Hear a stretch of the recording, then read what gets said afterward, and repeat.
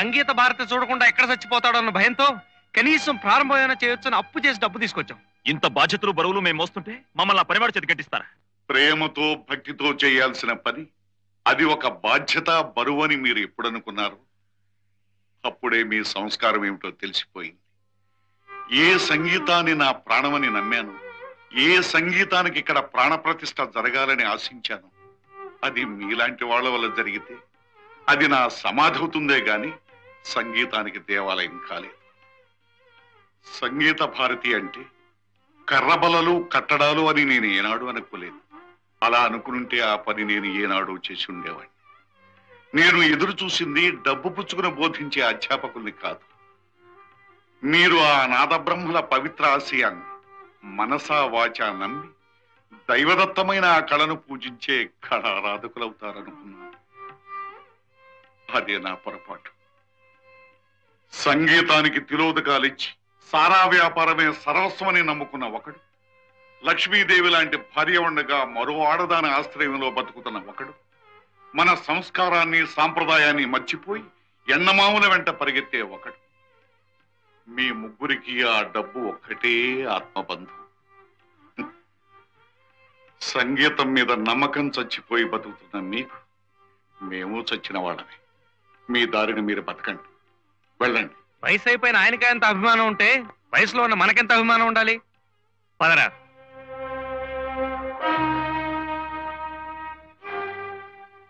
ఏమ్మా, నీ నిర్ణయం కూడా అదేనా? అంతకంటే మరో నిర్ణయం ఏముంది?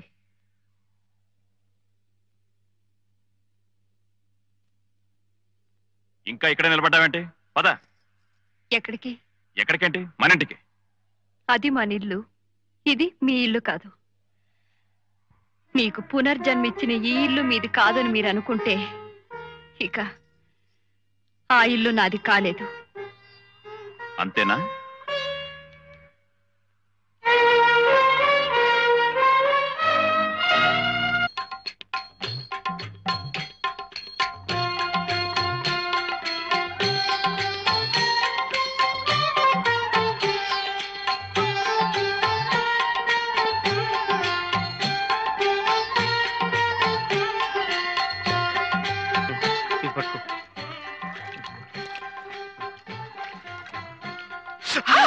చలే ఏమిటండి మీరు?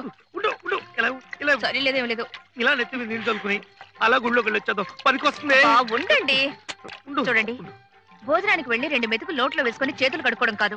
కడుపు నిండాలన్నా కడుపు పండాలన్నా కాస్త నిష్టగా ఉండాలండి. అవును బాబు, చెంబుతో పోసుకోండి. చంపుతా. అనుమానులా చంపిలావు. మీరు ఉండండి, కూర్చోండి. ముందు కూర్చోండి.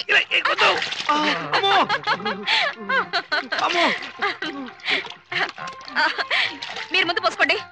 ఏమిటండి?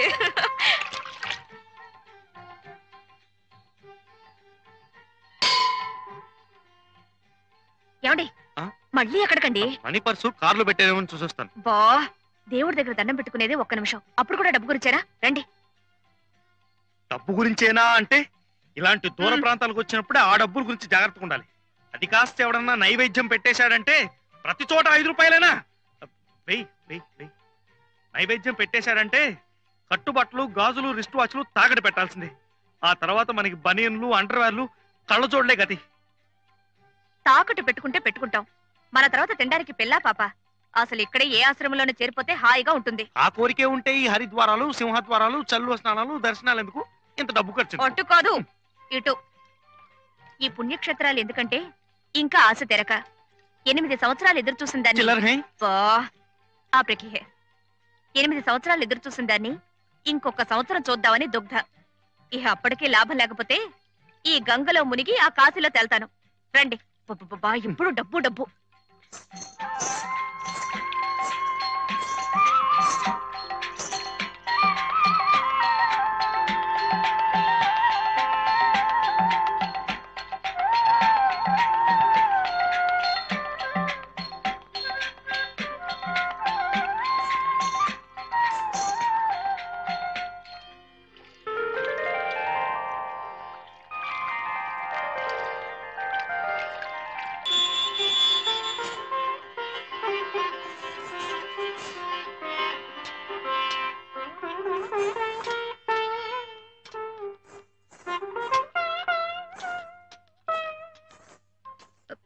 కడకండి పర్స్ ఎందుకండి మీకు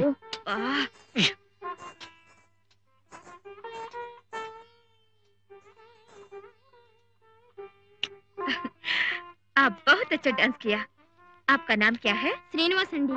అమ్మా తెలుగే చీ చీ చీ చీ. అయితే మన ఆంధ్రుడివే. మన దేవుడు నాన్న గుంటూరు జిల్లా రేపల్లె తాలూకా పెద్దపుల్లూరు గ్రామం. ఈ మూడింటికి 300 ఇచ్చావు. చాలు పద. ఆ బాబుకి ఎన్ని వేలిస్తే మాత్రం ఏమిటండి, ఎంత బాగా డాన్స్ చేశాడు. ఆ బాబుని కన్నా తల్లిదండ్రులు. ధన్యులు. పద పద. ఏమిటండి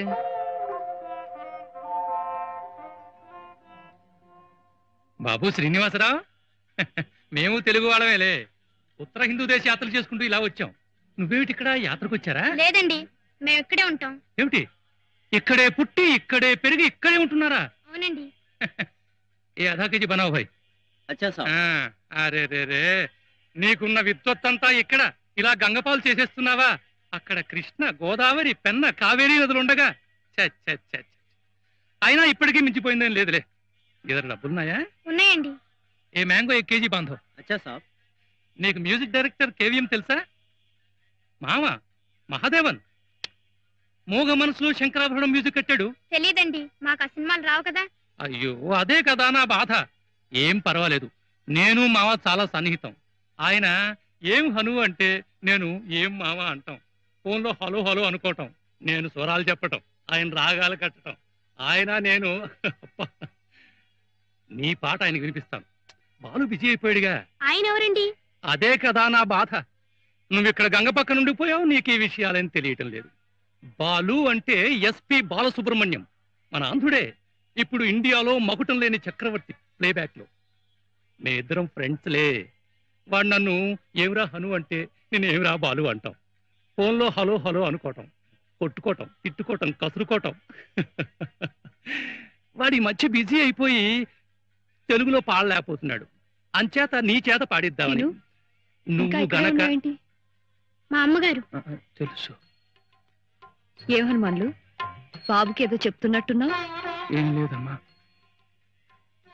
బాబా అమ్మా, నువ్వింటికెళ్ళు. తాతయ్య నానమ్మ కంగారు పడుతున్నారు. అలాగేనమ్మా. మీ ఊరగాయలు?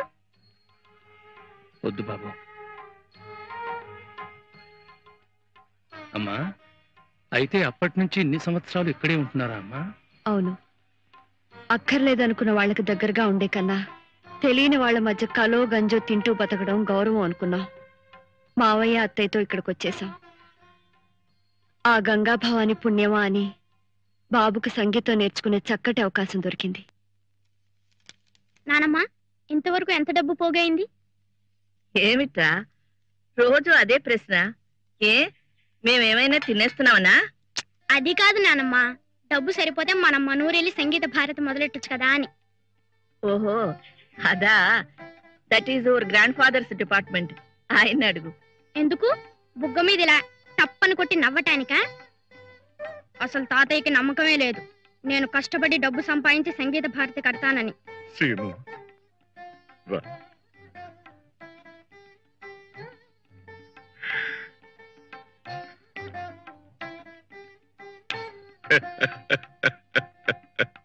వాళ్లతో ఘర్షణ పడిన తర్వాత పైకి కనిపించకపోయినా మామయ్య గారి మనసు బాగా దెబ్బతింది. వాతావరణం మారిస్తే మంచిదని కాశీకి వెళ్ళిపోయాం. బాబు అక్కడే పుట్టాడు. ఆ తర్వాత మావయ్య గారి స్నేహితుడు, ఆయనకి కళలంటే చాలా ఇష్టం, ఆయన కనిపించి ఇక్కడికి తీసుకొచ్చేశారు. అప్పటి నుంచి ఇక్కడే ఉన్నాం. క్షణక్షణం ఒంటరితనంలో ఉండే ఒడిదుడుకులు ఎదుర్కొంటూ బ్రతకటానికి కావలసిన ఓర్పు సహనం నేర్చుకుంటూ ఇలా కాలం గడుపుతున్నాను. కట్టుకున్న భర్తకి దూరమై పాపమే చేశాను. ఆ పుణ్య దంపతులకు సేవ చేస్తూ పుణ్యమే చేస్తున్నాను. ఆ దైవమే నిర్ణయించాలి.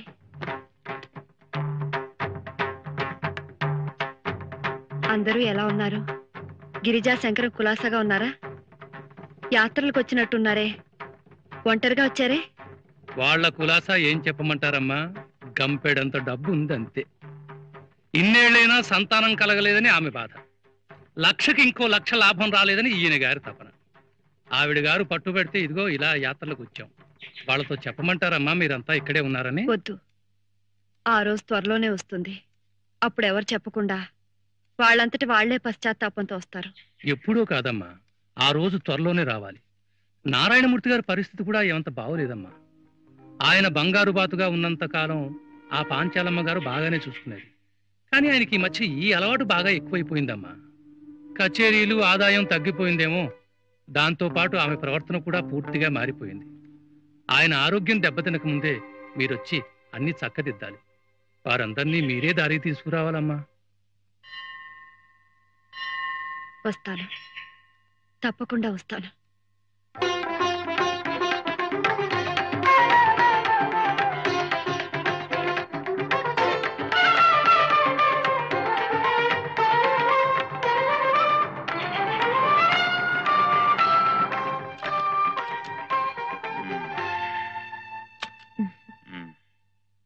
పోనీ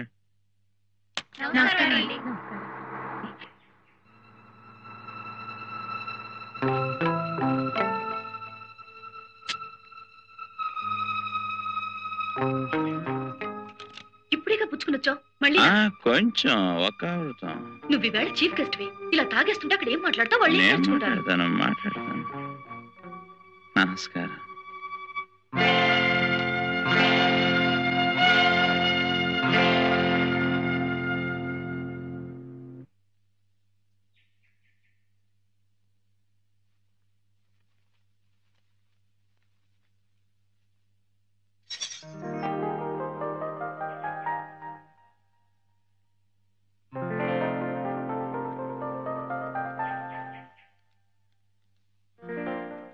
ఇదేనా ఇల్లు? అవునమ్మా, మీరు కోరినట్టుగానే పక్కనే దొరికింది ఇల్లు. ఇంటికి ఆయన పక్క వీధిలోనే ఉన్నాడు. నేను వెళ్ళి తాళాలు తెస్తాను, మీరు లోపలికి పద.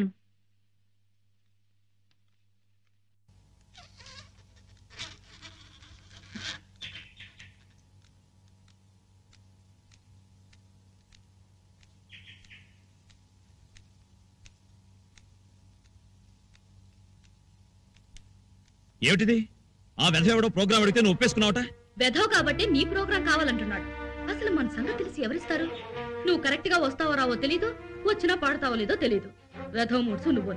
అందుకని ఆర్గ్యుమెంట్స్ అనవసరం. అడ్వాన్స్ కూడా తీసుకున్నాను, వెళ్ళి తీరాల్సిందే.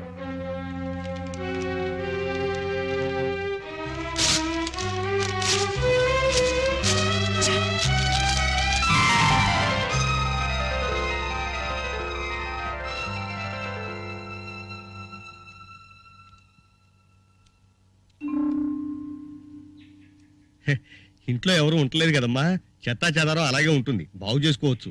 ఇంటి వాళ్ళతో మాట్లాడొచ్చాను, మీరు కూడా ఒకసారి ఇల్లు చూసి ఏం చూడక్కర్లేదు, బాగానే ఉంది. నువ్వు వెళ్ళి బాబుని సామాన్లు తీసుకురా. అలాగేనమ్మా. అందుకే అన్నారు, జనని జన్మభూమిశ్చ స్వర్గాదపి గరీయసి అని. మళ్ళీ ఈ గాలి, ఈ నీరు, ఈ వాతావరణం చూస్తుంటే ఇంకో జన్మెత్తినట్టుగా ఉండయా రంగయ్య. మళ్ళీ ఇక్కడికి రావాలన్న కోరిక కలిగింది. అదే 10,000 బాబు. అంతా నీ మనవరాలు సంకల్పం. ప్రస్తుతం మేమంతా నిమిత్త మాత్రం. కర్త కర్మ క్రియ అంతా సీతే. ఏమిటో ఈ ఏడాది ఎండలు చాలా విపరీతంగా ఉన్నాయి కదా. ఇక్కడ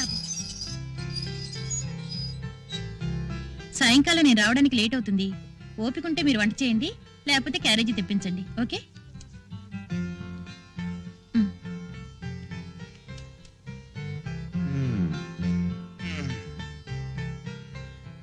బాబు, చనువుంది గనక అంటున్నాను, ఈ రోజుల్లో ఆడా మగ ఇద్దరు ఉద్యోగం చేయవలసిందే కాదన్ను.